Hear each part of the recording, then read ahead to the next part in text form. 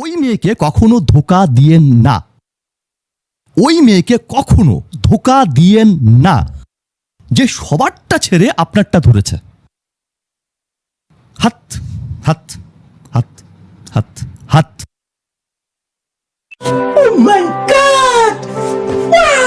আমার একটা প্রশ্ন, খুব লজিক্যাল প্রশ্ন। বাচ্চা না হলে অন্য কারো বাচ্চা অ্যাডপ্ট করা যায়, দত্তক নেওয়া যায়।